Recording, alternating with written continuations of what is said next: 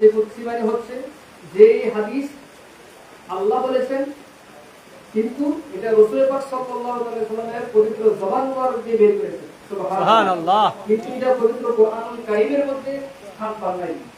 তো এটা স্বয়ং আল্লাহ তাআলা বলেছেন। এই হাদিসের মধ্যে আল্লাহ পাক বলতেছেন, বনি আদম আমাকে গালাগালি করে দুইটি কারণে।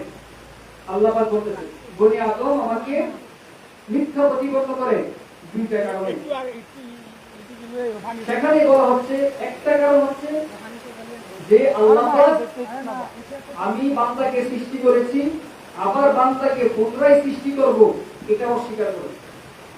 অর্থাৎ মহান রব্বুল আলামিন আমাদেরকে সৃষ্টি করেছেন, আবার যখন আমরা মৃত্যু স্বাদ গ্রহণ করব আমাদেরকে পুনরায় আবার জীবিত করা হবে। এই ইসলামের মৌলিক আকীদার মধ্যে একটি আকীদা হচ্ছে অর্থাৎ মৃত্যুর পরে পুনরুজ্জীবিত হওয়া। এটা ইমানের একটা মৌলিক আকীদা। তো এটা অনেকে বিশ্বাস করে না, পুনরুত্থান দিয়ে অনেকে বিশ্বাস করে না। যেমন সূরা ইয়াসিনের মধ্যে রয়েছে এই ব্যাপারে, যে তারা বলতেছে কাফেররা মানুষ মরে মাটির সাথে মিশে গেছে, তার হাড়গুলো ধীরে ধীরে হয়ে গেছে, এগুলো মাটির সাথে সংমিশ্রণ হয়ে গেছে, এইগুলো থেকে আবার কিভাবে আল্লাহ সৃষ্টি করবে? আল্লাহ পাক বলতেছেন, আমি বান্দাকে সৃষ্টি করেছি, তখন কোনো দেহ ছিল না, তখন কোনো আকৃতি ছিল না, কোনো নমুনা ছিল না, কিন্তু বান্দাকে যখন সৃষ্টি করার পর আবার দ্বিতীয়বার সৃষ্টি করব, তখন তো বান্দার আকৃতি আমার কাছে বিদ্যমান। এটা আমার জন্য কঠিন না, এটা আমার জন্য অনেক সহজ। কিন্তু বান্দা আমাকে এটা মিথ্যা প্রতিপন্ন করে যা আমি সৃষ্টি করতে পারবো। দ্বিতীয় নাম্বার হচ্ছে, তো বান্দা আল্লাহকে আল্লাহর সাথে শরীক করে বলে আইয়াকুলা ইত্তাখাযাল্লাহু ওয়ালাদা। বান্দা আল্লাহকে সন্তান গ্রহণের হিসেবে গ্রহণ করে, অর্থাৎ আল্লাহর পুত্র আছে, আল্লাহর ছেলে আছে, আল্লাহর বংশধর আছে, এইগুলো তারা মানে। কিন্তু যেহেতু আমরা জানি যেটা খ্রিস্টবাদ তারা কিন্তু তিন খোদায় বিশ্বাসী। ইহুদি যারা, তারাও আল্লাহর সাথে শরীক করে। তো তারা শরীক করে কি উযাইর আলাইহিস সালামকে আল্লাহর পুত্র বলে। তো এমন ভাবে তারা শিরক করে, এটা আল্লাহকে অপবাদ দেওয়া হয়।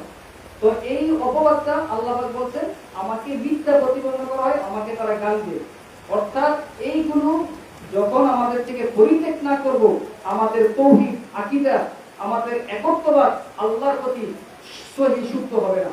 আর সহি শুদ্ধ না হলে আমাদের ঈমানও কি হবে না? মজবুত হবে না। তো অল্প কথার মধ্যে আমি দুইটা পয়েন্ট করলাম। এক নম্বর হচ্ছে বান্দা তার পুনরুজ্জীবনকে আল্লাহ যে সৃষ্টি করবেন এটা অস্বীকার করে। আরেকটা হচ্ছে আল্লাহকে বলে যে তিনি তার সন্তান গ্রহণ করবেন, এটাও সূরা জুমারের মধ্যে আলোচনা রয়েছে। তো সেই দিকে আমি যাচ্ছি না, এখন আমি সূরা লাহাব বর্ষ করাবো, আপনারা আমার সাথে পড়বেন। যেভাবে আমরা নিয়মিত বর্ষ করি সেভাবে হবে। আল্লাহ পাক আমাদেরকে এই যে দুইটি বিষয় বললাম, এটি খুব উচ্চাঙ্গের কথা, তাওহীদের মধ্যে অনেক উচ্চাঙ্গের কথা। এই দুইটা যদি কোনো ইমানদার ব্যক্তির মধ্যে মজবুত ভাবে মানে তার মধ্যে ভিত্তি না হয়, তাহলে সেই ব্যক্তি কখনো তার ঈমান আকীদা মজবুত হবে না, তার ঈমানের দিক দিয়ে সে মজবুত হবে না। কারণ তার মধ্যে তাওহীদ যদি না থাকে তো রিসালাত তো প্রশ্নে আসে না। অর্থাৎ তাওহীদকে ধারণ করে তারপরে রিসালাত ধারণ করতে হবে। আর রিসালাতের মাধ্যমে